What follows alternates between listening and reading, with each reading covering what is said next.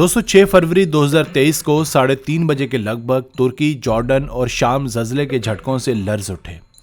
ज़मीन ने अपना सीना खोल दिया और लातादाद इंसानों और बड़ी बड़ी इमारतों को अपने अंदर समो गई। तारीख के इस दिलखराश तरीन वाक़े में 15,000 से ज़ायद लोग राहिए मुल्क के अदम हो गए और ज़ख्मी और लापता अफराद की तादाद तो अनगिनत है।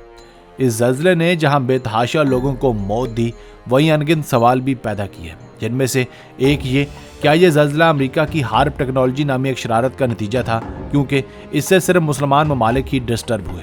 बिल्कुल साथ मौजूद इसराइल को तो ज़लज़ले का असर ही नहीं हुआ। और दूसरी बात यह कि ज़लज़ला आने से 3 दिन पहले अमेरिका ने तुर्की में से अपने सफ़ीर वापस क्यों बुलवा लिए थे। ये वो सवालात हैं जो सोशल मीडिया पर तेज़ी से गर्दिश कर रहे हैं। हार्प टेक्नोलॉजी की हकीकत क्या है और ये माजरा असल में है क्या, इस सब की तफसील आपको आज की इस वीडियो में मिलेगी। तो आपसे गुजारिश है कि वीडियो को आखिर तक देखिएगा।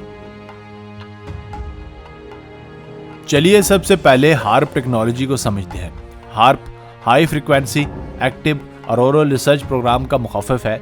ये एक ऐसी टेक्नोलॉजी है जिसके ज़रिए न सिर्फ ज़मीन में मौजूद टेक्टोनिक प्लेट्स को अपनी जगह से हिलाया जा सकता है, बल्कि ज़मीन की गर्दिश को भी अपने लिहाज से कंट्रोल करके मुख्तलिफ इलाकों में मौसमों को अपने लिहाज से तब्दील किया जा सकता है। जैसा कि आप जानते हैं कि दुनिया के मुख्तलिफ ममालिक में मौसम शदीद होता है, या शदीद सर्द या शदीद गर्म। इंसान हमेशा से कुदरत पर कंट्रोल हासिल करने का ख्वाहिशमंद रहा है।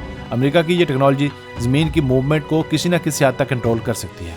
लोगों का कहना है कि ज़लज़ले वाले दिन अमेरिका का एक बहरी जहाज़ तुर्की की बंदरगाह पर आता है और आते ही हार्प टेक्नोलॉजी का बटन दबा देता है, और देखते ही देखते तुर्की में क़यामत सुगरा बर्पा हो जाती है। इसके अलावा ये भी कि ज़लज़ले आने के 3 दिन पहले ही अमेरिका के सफारत खानों को ताले लग जाते हैं और वो अपने सभी सफ़ीरों को वापस बुलवा लेते हैं। ऐसा भला क्यों हुआ, और फ्रैंक होगर बीट्स नामी एक एक्सपर्ट ने कैसे अपने यूट्यूब वीडियो में ज़लज़ला आने से पहले ही उसकी शिद्दत और जिन जिन इलाकों में ये आएगा उनके नाम बिल्कुल ठीक ठाक बता दिए।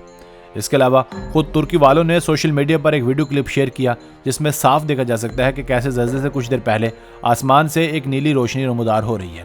कहा जाता है कि सितारों और निज़ाम शमसी का ये पैटर्न तभी बनता है जब हार्प टेक्नोलॉजी का इस्तेमाल किया जाता है।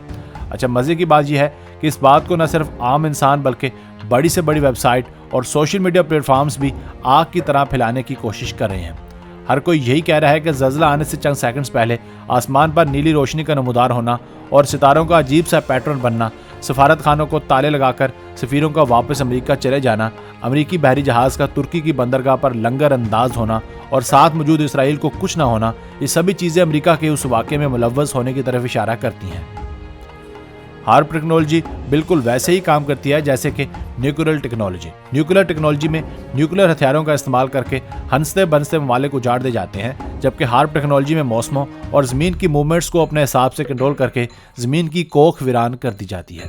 हार्प टेक्नोलॉजी वैसे तो काफ़ी पुरानी है, पर इसका सही इस्तेमाल 2014 में शुरू हुआ। इसके बारे ईरान के उस वक्त के सदर का कहना था कि जब 2010 में पाकिस्तान में सैलाब आया तब भी इसी टेक्नोलॉजी का इस्तेमाल किया गया। मतलब कि बड़े से बड़े लोग भी इसके बारे में बात करते नजर आते हैं।